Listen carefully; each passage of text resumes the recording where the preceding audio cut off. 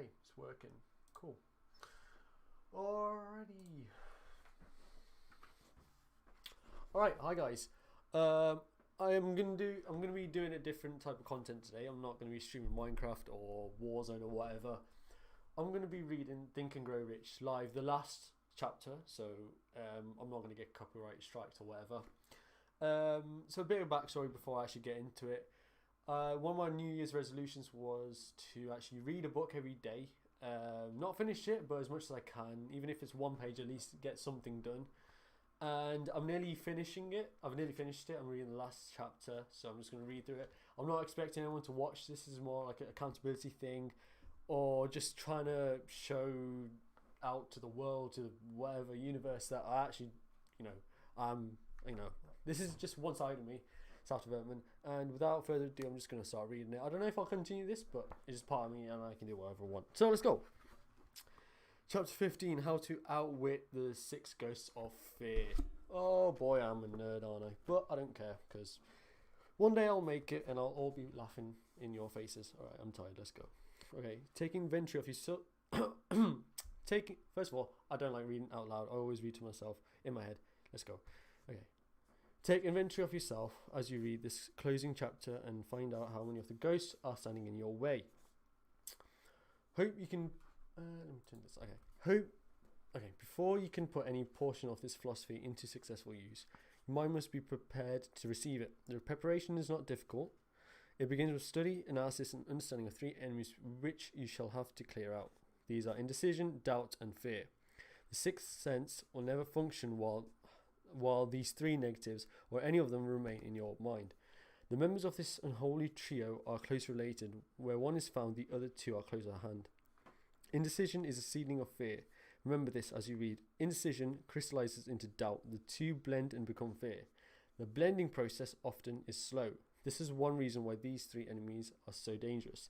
They germinate and grow without their presence or being observed. The remainder of this chapter describes an end which must be attained before the philosophy as a whole can be put into practical use. It also analyzes a condition which has but lately reduced huge numbers of people to poverty, and it states a truth which must be understood by all who accumulate riches, whether measured in terms of money or state of mind of far greater value than money, i.e. success and happiness, which I kind of want to have. The purpose of this chapter is to turn the spotlight of attention upon the cause and the cure of the 6 basic fears. Before we can master an enemy, we must know its name, its habits, and its place of abode. As you read, analyze yourself carefully and determine which, if any, of the 6 common fears have attached themselves to you. Do not be deceived by the habits of these subtle enemies. Sometimes they remain hidden in the subconscious mind, where they are difficult to locate and still more difficult to eliminate. The 6 basic fears. There are 6 basic fears with some combination of which every human suffers at one time or another.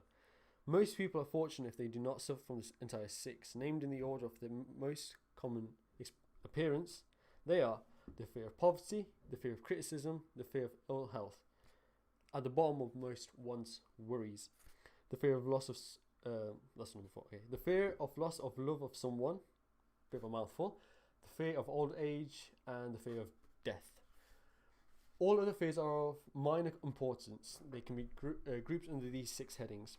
The prevalence of these fears, as a curse to the world, runs in cycles. Almost 6 years while the Depression was on, we floundered in the cycle of fear of poverty. During the World War, we were in the cycle of fear of death. Just following the war, we were in the cycle of fear of ill health, as evidenced by the epidemic of disease which spread itself all over the world. Fears are nothing more than states of mind. One's state of mind is subject to control and direction.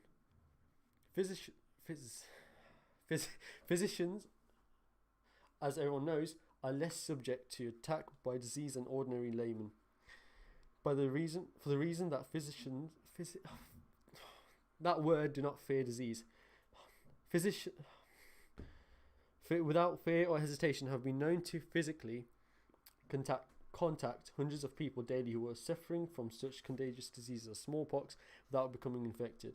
Their immunity against the disease consisted largely, if not solely, in their absolute lack of fear. Man can create nothing which he does not first conceive in the form of an impulse of thought. Following this statement comes another of still greater importance, namely, man's thought impulses begin immediately to translate themselves into their physical equivalent, whether those thoughts are voluntary or involuntary. I don't even know if I'm pronouncing these words right. I know what they mean. My pronunciation is probably off because I'm just trying to read and understand at the same time.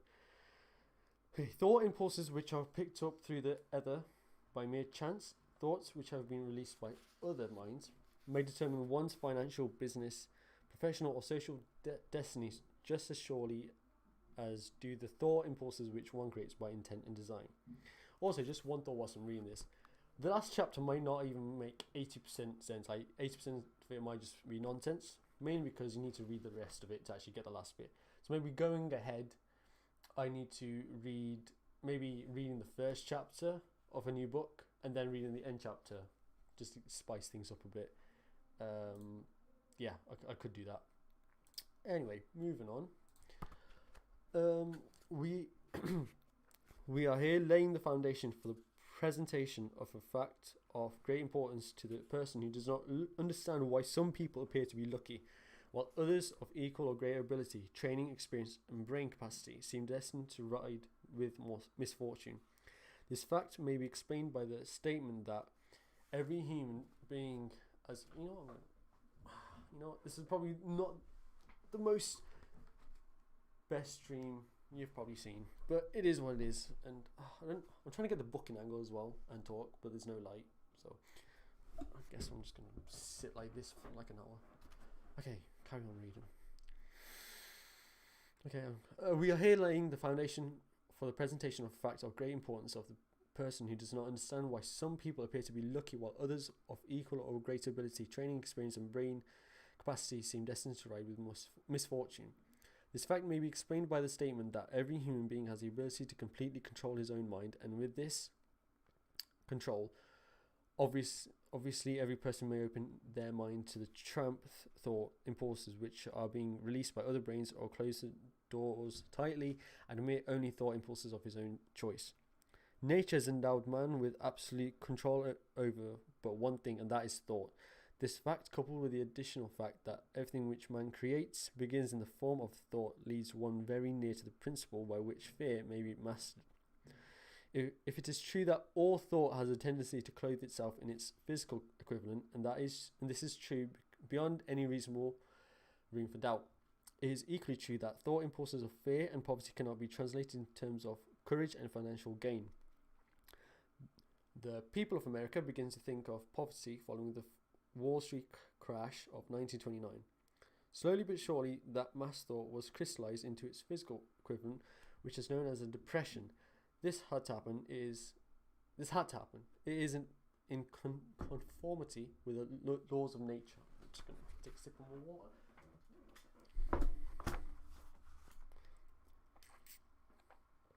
Alright, the fear of poverty. There can be no compromise between poverty and riches. The two roads that lead to poverty and riches travel in opposite directions. If you want riches, you must refuse to accept any circumstance that leads towards poverty. The word riches is here used in its broadest sense, meaning financial, spiritual, mental, and material estates. The starting point of the path that leads to riches is desire. In chapter 1, you received full instructions for the proper use of desire. In this chapter on fear, you have complete instructions for preparing your mind to make practical use of desire. Here then is the place to give yourself a challenge which will definitely determine how much of the philosophy you have absorbed. Here is a point at which you can turn profit and foretell accurately what the future holds in store for you. If, after reading this chapter, you are willing to accept poverty, you may as well make up your mind to receive poverty. This one decision you cannot avoid. If you demand riches, determine what form and how much will be required to satisfy you. You know the road that leads to riches. You have been given a roadmap which, if followed, will keep you on that road. If you neglect to make the start or stop before you arrive, no one will be able to blame but you. Responsibility is yours. No alibi will save you from accepting the responsibility. If you now fail or refuse to demand riches of life, because the acceptance cause for but one thing, incidentally, the only thing you control, and that is a state of mind. A state of mind is something that one assumes it cannot be purchased, it must be created. So it cannot be purchased, it must be created. Fear of poverty is a state of mind, nothing else. So not fear of actual poverty, but fear of not, you know what, you get what I mean. But it is sufficient to destroy one's chances of achievement in any undertaking, a truth which became painfully evident during the Depression. This fear paralyzes the faculty of reason, destroys the faculty of imagination, kills off self-reliance, undermines enthusiasm, discourages initiative, leads to uncertainty of purpose, encourages procrastination, boy I forgot a lot of that, wipes out enthusiasm, and makes self-control an impossibility. It takes the charm from one's personality, destroys the possibility of accurate thinking, diverts concentration of effort, it masters persistence, turns the willpower into nothingness, destroys ambition, clouds the memory, and invites failure in every conceivable form. It kills love and assassinates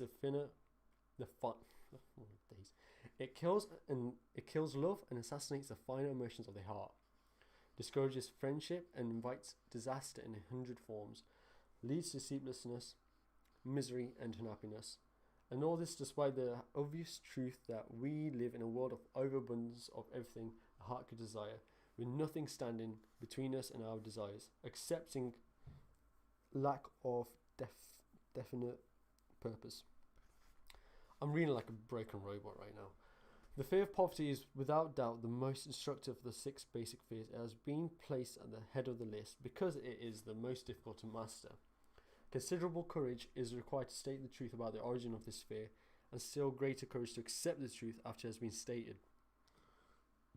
Pardon me.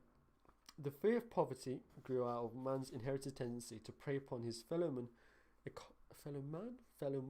economically. Okay. The fear of poverty grew out of man's inherited tendency to prey upon his fellow man economically. Jesus Christ. Alright. Near all animals lower than man are motivated by instinct, but the capacity to think is limited. Therefore, they prey upon one another physically. Man with a superior sense of intuition, with the capacity to think and to reason, does not eat his fellow man bodily. He gets more satisfaction out of eating him financially. Man is so avaricious, I don't even know what that means, that every conceivable law has been passed to safeguard him from his fellow man. I'm butchering that word. Of all the ages of the world of which we know anything, the age in which we live seems to be one that is outstanding because of man's money madness. A man is considered less than the dust of the earth unless he can display a fat bank account. But if he has money, never mind how he acquired it, he's a king or a big shot. He's above the law, he rules in politics, he dominates in business, and the whole world about him bows in respect when he passes. Nothing brings man so much suffering and humility as poverty. Only those who have experienced poverty understand the full meaning of this. It is no wonder that man fears poverty. Through a long line of inherited experiences, man has learned, for sure, that some men cannot be trusted where matters of money and earthly possessions are concerned. This is a rather stinging indictment, the worst part of it being that it is true. The majority of marriages are motivated by the wealth possessed by one or both of the contracting parties. It is no wonder, therefore, that the divorce courts are busy. So eager is man to possess wealth that he will acquire it, whether man... What? Oh, my days. All right. So eager is man to possess wealth that he will acquire it in whatever manner he can. Through legal methods if possible, through other methods if necessary or expedient. Self-analysis may disclose weaknesses which one does not like to acknowledge. This form of examination is essential to all who demand of life more than mediocrity and poverty. Remember, as you check yourself point by point, that you are both the court and the jury, the prosecuting attorney and the attorney for the defence, and that you are plaintiff and the defendant, also that you are on trial. Face the facts squarely, ask yourself definite questions and demand direct replies. When the examination is over, you will know more about yourself. If you do not feel that you can be an impartial judge in this self-examination, call upon someone who knows you to serve as a judge while you cross-examine yourself. You are after the truth, get it, no matter what cost, even though it may temporarily embarrass you. The majority of people, if asked what they fear most, would reply, I fear nothing. The reply would be inaccurate because few people realize that they are bound, handicapped, whipped spiritually and physically through some sort of fear. So subtle and deeply seated is the emotional fear that one may go through life burdened with it, never recognizing its presence. Only a courageous analysis will disclose the presence of this universal enemy. When you begin such an analysis, search deeply into your character. Here is a list of the symptoms for which you should look. Symptoms of the fear of poverty. Indifference, commonly expressed through lack of ambition, willingness to tolerate poverty, acceptance of whatever compensation life may offer without protest, mental and physical laziness, that's me, lack of initiative, imagination, enthusiasm, and self-control. Indecision, the habit of permitting others to do one's thinking, staying on the fence. Boy, this is just describing myself. Okay. Doubt, generally expressed through alibis and excuses designed to cover up, explain away, or apologize for one's failures. Sometimes expressed in the form of envy of those who are successful or by criticizing them. Worry, usually expressed by finding fault with others, a tendency to spend beyond one's income, neglect or personal appearance. Scowling and frowning, intemperance in the use of alcohol drinks, sometimes through the use of narcotics. Nervousness, lack of self-consciousness and lack of self-reliance. Overcaution, the habit of looking for the negative side of every circumstance, thinking and talking of possible failures instead of concentrating upon the means of succeeding, knowing all the roads to disaster, but never searching for the funds to avoid failure. Waiting for the right time to begin putting ideas and plans into action until the waiting becomes a permanent habit. It's hitting deep. All right. Remembering those who have failed and forgetting those who have succeeded. Seeing the hole in the donut, but overlooking the donut. Oh man, I don't want a donut. Pessimism, leading to indigestion, poor elimination, anti-intoxication, bad breath, and bad disposition. Bad breath. Oh, as in probably like ill. Yeah, not talking nice of others probably. And bad disposition. Okay. Is anyone in the chat? No. Okay, let's go. Oh, what have I done? Procrastination, the habit of putting off until tomorrow that which should have been done last year. Spending enough time in creating alibis and excuses to have done their job. The symptom is closely related to overcaution, doubt, and worry. Refusal to accept responsibility when it can be avoided. Willingness to compromise rather than put up a stiff fight. Compromising with difficulties instead of harnessing and using them as stepping stones to advancement. Bargaining with life for a penny instead of demanding prosperity, opulence, riches, contentment, and happiness. Planning what to do if and when overtaken by failure instead of burning all bridges and making retreat impossible. Weakness of, and often total lack of self-confidence, definiteness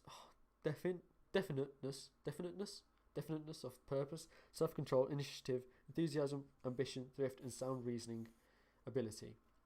Expecting poverty instead of demanding riches, association with those who accept poverty instead of seeking the company of those who demand and receive riches. So that was procrastination. So those were the symptoms of the fear of poverty. Money talks. Some will ask, why did you write a book about money? Why measure riches in dollars alone? Some will believe, and rightly so, that there are other forms of riches more desirable than money.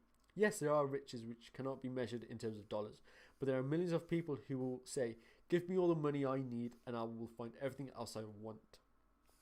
The major reason why I wrote this book on how to get money is the fact that the world has but lately passed through an experience that left millions of men and women paralyzed with the fear of poverty. What this sort of fear does to one was well described by the Westbrook Pelgler in the New York World Telegram Viz. That is actually kind of relevant to now, even though this book is like, Literally 19. It was made in 1937. So nearly 100 years, more like 88 years. I'm not going to do the math in my head. You know, a lot of people are in the pandemic, have lost their jobs. Like loads of small businesses are going bankrupt and aren't being able to pay the rent they're paying for their stores and stuff. Yeah, it's a bit mad. So this is what Westbrook Pogler from New York said.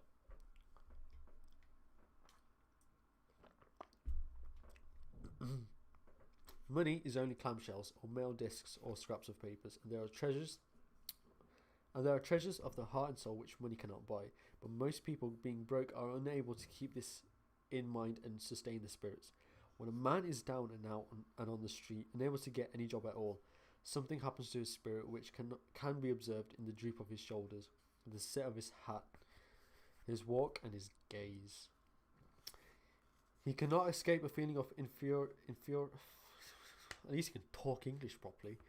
He cannot escape a feeling of inferiority. Okay. He cannot escape a feeling of inferiority among people with regular employment, even though he knows they are definitely not his equals in character, intelligence, or ability. These people, even his friends, feel on the other hand a sense of superiority and regard him perhaps unconsciously as a casualty. He may borrow for time, but not enough to carry on his accustomed way, and he cannot change. I'm just adding words, and he cannot continue to borrow very long. But borrowing in itself, when a man is borrowing merely to live, is a depressing experience, and the money lacks the power of earned money to revive his spirits. Of course, none of this applies to bums and or habitual never-do-wells, but only to men of normal ambitions and self-respect. Women conceal despair.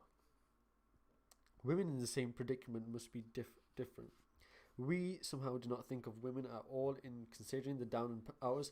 By the way, I haven't read this chapter before, so if this says something which is not accepted by today's norm, this is not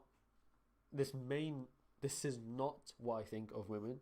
I'm just reading a book which is from 1937, which is a different time from now. Okay, I'm just letting that know. Where were we? You know, I really don't feel comfortable reading this right now. I don't know what it's going to say. Oh, okay. Well, I put myself in this position, so I've got to live with the consequences. Women in the same predicament must be different. We somehow do not think of women at all in considering the down and outers. They are scarce in the breadlines. They rarely are seen begging on the streets, and they are not recognizable in crowds by the same plain signs which identify busted men. Of course, I do not mean the shufflings hags of the city streets who are the opposite number of the confirmed male bums. I mean reasonably young, decent, intelligent women. There must be many of them, but their despair is not apparent. Maybe they kill themselves. Phew, that's deep. When a man is down and out, he has time on his hands for brooding. He may travel miles to see a man about a job and discover that the job is filled, or that is one of those jobs with no base pay, but only commission on the sale of some useless knick-knack, which nobody would buy, except out of pity. Turning that down, he finds himself back on the street with nowhere to go, just anywhere. So he walks and walks. He gazes into store windows at luxury which are not for him, and he feels inferior, and gives away to people who stop to look with an active interest. He wanders into the railroad station or puts himself down in the library to ease his legs and soak up a little heat. But this isn't looking for a job, so he gets going again. He may not know it, but his aimlessness would give him away even if the very lines of his figure did not. He may be well dressed in the clothes left from the days when he had a steady job. But the clothes cannot disguise the droop.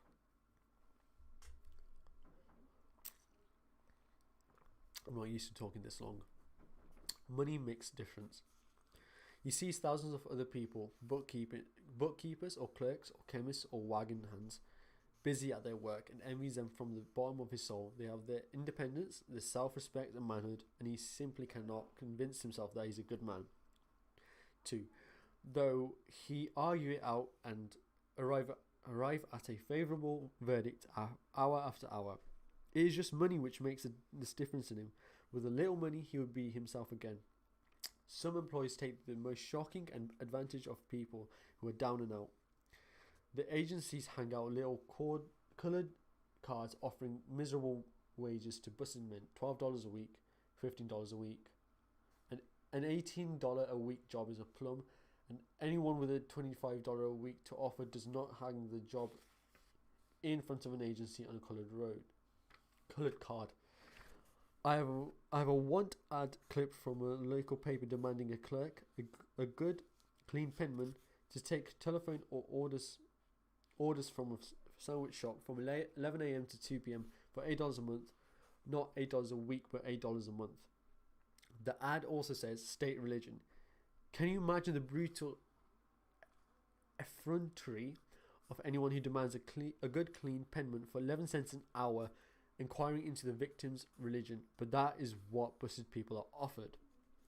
The fear of criticism. Just how man originally, by the way, just how far inflation has come from $12 a week. Imagine $12 a week in America. The fear of criticism. Just how man originally came by this fear, no one can state definitely, but one thing is certain. He has it in a highly developed form. Some believe that this fear made its appearance from about the time that politics became a profession. Others believe it can be traced to the age when women first began to concern themselves with styles and wearing apparel. This author, being neither a humorist nor a prophet, is inclined to attribute the basic fear of criticism to the part of man's inherited nature, which prompts him not only to take away his fellowman's goods and wares, but to justify his action by criticism of his fellowman's character. It is a well-known fact that a thief will criticize a man from whom he steals. The politicians seek office not by displaying their own virtues and qualifications, but by attempting to besmirch their opponents. The fear of criticism takes on many forms, the majority of which are petty and trivial. Bald-headed men, for example, are bald for no other reason than their fear of criticism. Heads become bald because of the tight-fitting bands of heads which cut off the circulation from the roots of the hair. Men wear hats not because they actually need them, but mainly because everyone is doing it. The individual falls into line and does likewise, lets some other individual criticize him. Women seldom have bald heads or even thin hair because they wear hats which fit their heads loosely, the only purpose of the hats being adornment. But it must not be supposed that women are free from the fear of criticism. If any woman claims to be superior to a man with reference to this fear, ask her to walk down the street wearing a vintage of the hat of 1890. Jesus, book is old. The astute manufacturers of clothing have not been slow to capitalize the basic fear of criticism with which all mankind has been cursed. Every season the styles in many articles of wearing apparel change. Who establishes the styles? Certainly not the purchaser of clothing, but the manufacturer. Why does he change the style so often? The answer is obvious. He changes the style so he can sell more clothes. For the same reason the manufacturers of automobiles, with few rare and very sensible exceptions, change styles of models every season. No man wants to drive an automobile which is not of the latest style, although the older model may actually be the better car. We have been describing the manner in which people behave under the influence of fear of criticism as applied to the small and petty things of life. Let us now examine human behaviour when this fear affects people in connection with the more important events of human relationship.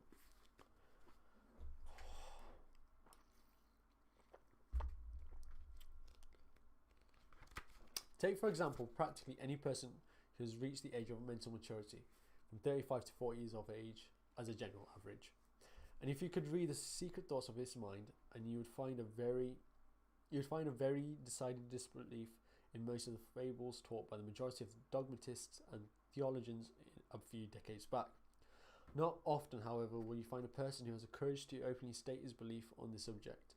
Most people will, if pressed far enough, tell a lie rather than admit that they do not believe the stories associated with that form of religion which held people in bondage prior to the age of scientific discovery and education. Why does the average person, even in this day of enlightenment, shy away from denying his belief in the fables which were the basis of most of the religions a few decades ago? The answer is because of the fear of criticism. Men and women have been burned at the stake for daring to express disbelief in ghosts. It is no wonder we have inherited a consciousness which makes us fear criticism. The time was, and not as far in the past, when criticism carried severe punishments. It still does in some countries. The fear of criticism robs man of his initiative, destroys his power of imagination, limits his individuality, takes away self-reliance, and does him damage in 100 other ways. Parents often do their children irreparable injury by criticizing them. The mother of one of my boyhood chums used to punish him with a switch almost daily, always completing the job with a statement: "You'll land in the penitentiary.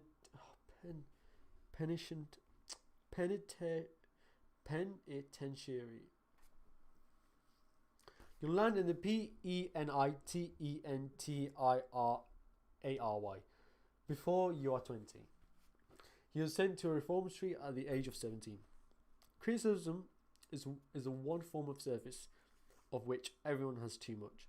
Everyone has stock of it, which is handed out gratis, whether called for or not. One's nearest relatives often are the worst offenders. It should be recognized as a crime. In reality, it is a crime of the worst nature. For any parent to build inferiority complexes in the mind of a child through unnecessary criticism. Employees who understand human nature get the best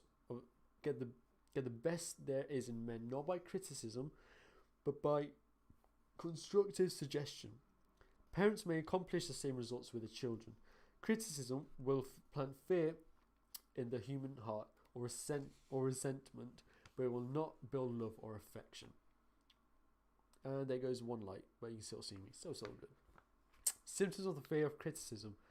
This fear is almost as universal as a fear of poverty, and its effects are just as fatal to personal achievement. Let me just turn this one down a little bit. Actually, no, I need it so I can actually read. I'm brighter than I am. Okay, cool. This fear is almost as universal as the fear of poverty, and its effects are just as fatal to personal achievement, mainly because this fear destroys initiative and discourages the use of imagination. The major symptoms of the fear of criticism are self-consciousness, generally expressed through nervousness, timidity in conversation and in meeting strangers, awkward movement of the hands and limbs, shifting of the eyes. Lack of poise, expressed through lack of voice control, nervousness in the presence of others, poor posture of body, poor memory. Boy, that one literally summed me up. Lack of voice control, nervousness in the presence of others, sometimes, poor posture of body, yep, and poor memory. Oh boy, don't even ask me. Personality, lacking in firmness of decision, yep, personal charm, yep, an ability to express opinions, definitely. All of those I just ticked off, meaning I lack all of that. The habit of sidestepping issues instead of meeting them squarely, yeah. Agreeing with others without careful examination of their opinions, no. I think the last bit I actually try and figure out where they're coming from, but everything else, yeah, I'd rather avoid confrontation. I don't mind confronting someone else, but actually no, it depends on the situation.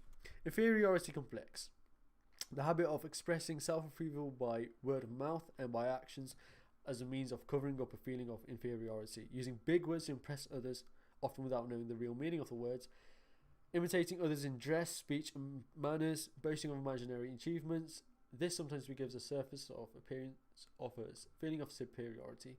I feel like I'm alright on that. I don't really do any of them. I believe I don't think. Obviously with the last chapter I'll have to read it again, or actually like take note of it, write it down, and actually analyse myself. But for the fact of me just reading on a stream, or just me reading to people, if anyone is reading, if listening, I'm just going to read through. Extravagance, the habit of trying to keep up with the Joneses, the spending beyond one's income.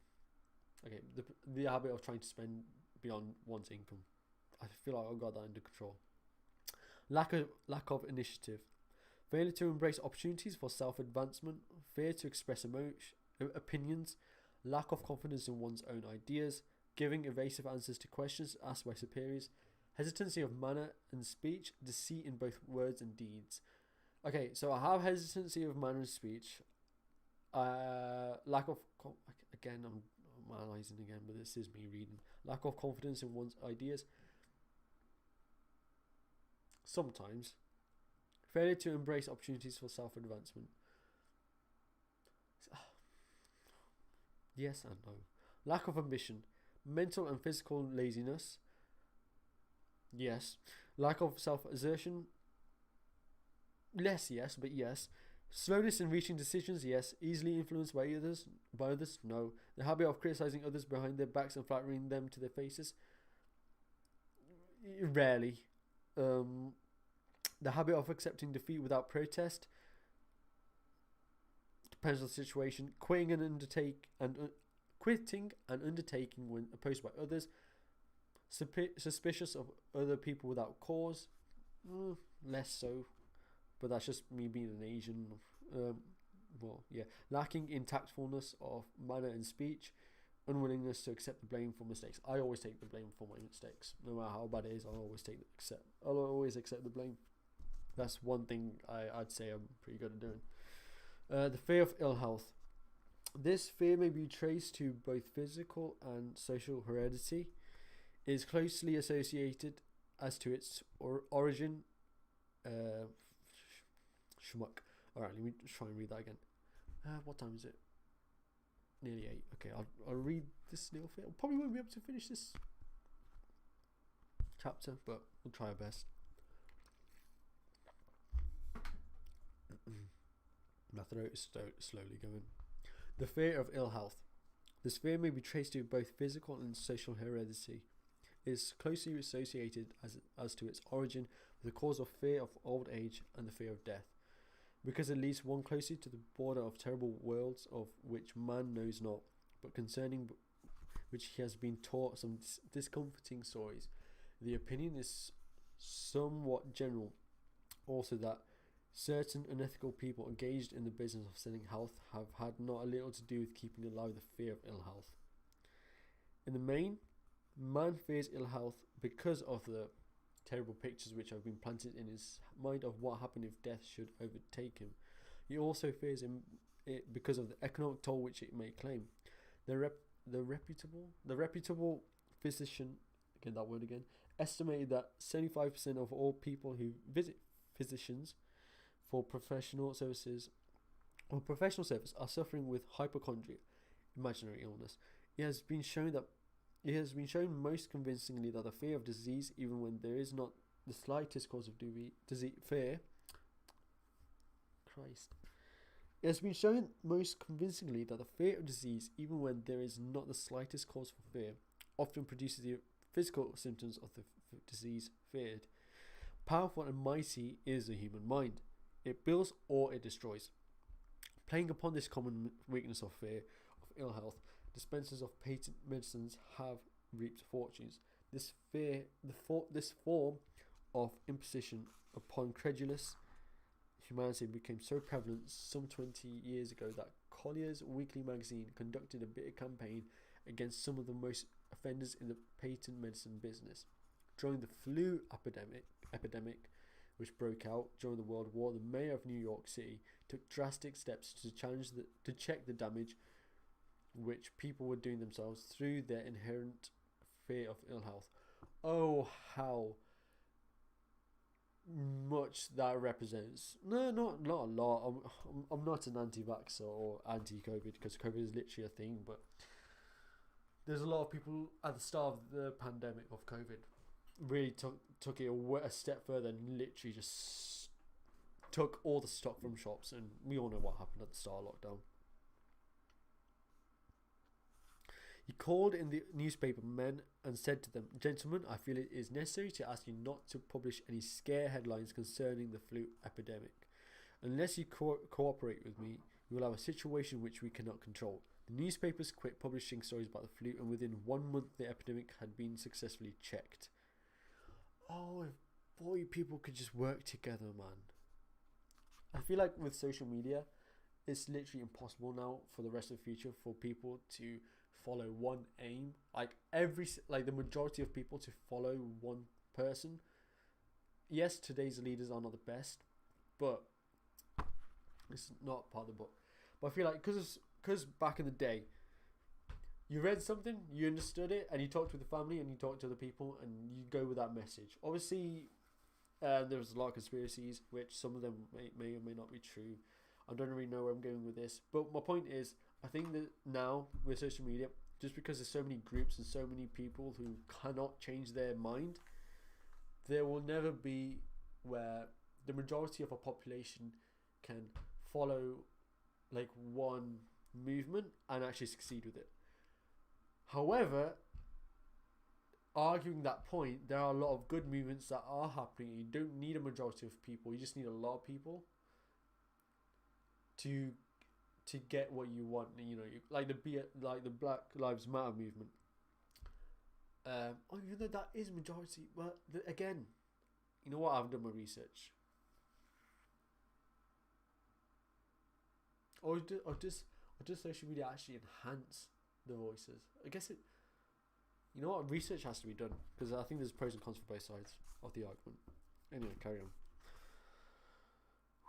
Okay, through a series of experiments conducted some years ago, it has proved that people may be made ill by suggestion. We conducted this experiment by causing 3 acquaintances to visit the victims, each of whom asked the question, "What ails you? You look terribly ill." The first questioner usually provoked a grin and a nonchalant, "Oh, nothing, I'm alright," from the victim. The second questioner usually was answered with the same, "I don't know exactly, but I do feel badly." The third questioner was usually met with a frank admission that the victim was actually feeling ill.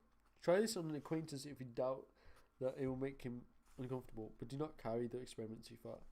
There is a certain religious sect whose members take vengeance upon their enemies by the hexing method. They call it placing a spell on the victim. There is overwhelming evidence that disease sometimes begins in the form of negative thought impulse. Such an impulse may be passed from one mind to another by suggestion or created by an individual in his own mind. A man who was blessed with more wisdom than this incident might indicate once said, when anyone asks me how I feel, I always want to answer by knocking him down." When anyone asks me how I feel, I always want to answer by knocking him down.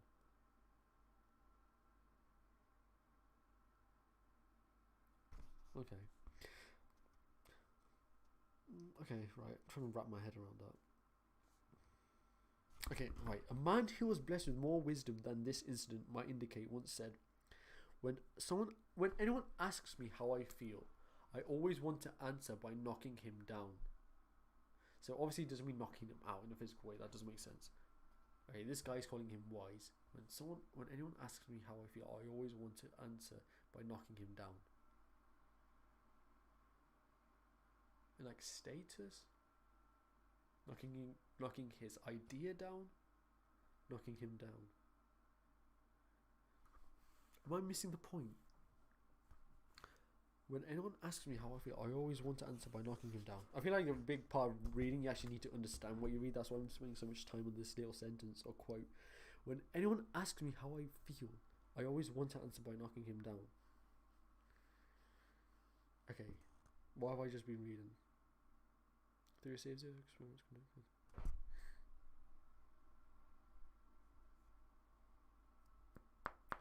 Okay, there's overwhelming evidence that disease sometimes begins in the form of negative thought impulse. Such an impulse may be passed from one mind to another by suggestion or created by an individual in his own mind. When someone asks me how I feel, I always want to answer by knocking him down. Right, I'm going to star that and come back to it because I have no idea what I should be understanding from that quote. Put a question mark. Okay, let's see if anyone is actually watching or put anything in the chat. Nope. Okay, we keep on going. Doctors send patients into new climates for their health because a change of mental attitude is necessary. The seed of fear of ill health lives in every human mind. Worry, fear, discouragement, Disappointment in love and business affairs caused the seed to germinate and grow. The recent business depression kept the doctors on the run because every form of negative thinking may cause ill health. Disappointment. I'm not used to talking for too long. Oh my days, my voice is going. Disappointments in business and in love stand at the head of the list of causes of fear of ill health. A young man suffered a disappointment in love which sent him to a hospital. For months he hovered between life and death. A specialist in suggestive therapeutics was called in. The specialist changed nurses, placing him in charge of a very charming young woman who began by prearrangement with a doctor to make love to him the first day of her arrival on the job. Within 3 weeks, the patient was discharged from the hospital, still suffering, but with an entirely different malady. He was in love again. The remedy was a hoax, but the patient and the nurse were later married. Both are in good health at the time of this writing. Boy, what? Okay. 1937 was a mad place. Mad time. Symptoms of the fear of ill health. These symptoms of this almost universal fear are autosuggestion, the habit of negative use of self-suggestion by looking for and expecting to find the symptoms of all kinds of disease, enjoying imaginary illness and speaking of it as being real, the habit of trying all fads and isms recommended by others as having therapeutic value, talking to others of operations, accidents and other forms of illnesses, experimenting with diets, physical exercises, reducing systems without professional guidance, trying home remedies, patent medicines and quack remedies, habit of negative use of thoughts. Okay, hypochondria, the habit of talking of illness, concentrating the mind upon disease, expecting its disappearance, and I'm ruining one book by doing that. Hypochondria, the habit of talking of illness, concentrating the mind upon disease, and expecting its appearance until a nervous break occurs. Nothing that comes in bottles can cure this condition. It is brought on by negative thinking, and nothing but positive thought can effect a cure. Hypochondria, a medical term for imaginary disease, is said to do as much damage on occasion as a disease one fears might do. Most so-called cases of nerves come from imaginary illness. Maybe mental health, but then again, I don't know. Exercise. Fear of ill health often interferes with proper physical exercise and results in overweight by causing one to avoid outdoor life. Susceptibility. Fear of ill health breaks down nature's body resistance and creates a favorable condition for any form of disease one may contact. The fear of ill health often is related to the fear of poverty, especially in the case of the hypochondriac, who constantly worries about the possibility of having to pay doctor's bills, hospital bills, etc. This type of person spends too much time preparing for sickness, talking about death, saving money for cemetery lots and burial expenses, etc. Self-coddling, the habit of making a bid for sympathy, using imaginary illness as a law. People often resort to this trick to avoid work.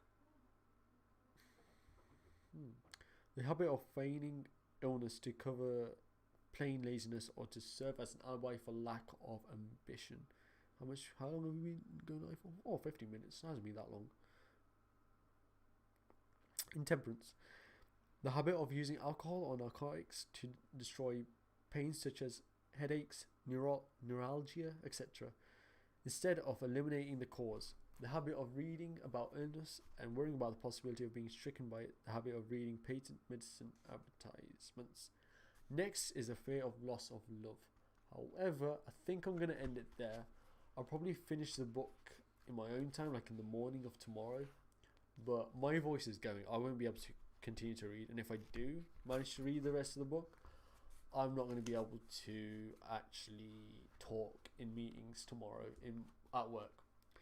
But promise me, I'll actually finish the book in my own time. I've only got that much left, and I've read that much, so don't worry, I'll finish it. Don't worry, I'm holding myself accountable, so you don't have to worry about that book. If you are interested, I'm going to be reading Meditations by Marcus Aurelius next, which I'm really excited about because I'm really interested in Stoicism at the moment. Yeah, I came across it like quite recently, maybe a few months ago, and I got a book for it. There goes my glasses. And yeah, I shall thank you for being here on the stream, watching back. You probably are watching this back. Since no one is actually watching right now, I don't think. If they are, feel free to put in the chat. No one has put anything in the chat, which makes sense because it's a reading stream and no one really cares. I'm going to just chat about why I'm actually doing this content and what to actually expect in future videos and content from this channel. Just as a future reference. By the way, whoever liked the video, props to you. I don't know who it was, but cheers. Why am I actually reading, and why am I doing it live? Like, this is stupid. I'm not doing it because this is gonna get thousands of clicks or this type of content no one is doing, because I'm pretty sure there's been like, people reading online that like, there's audiobooks or whatever.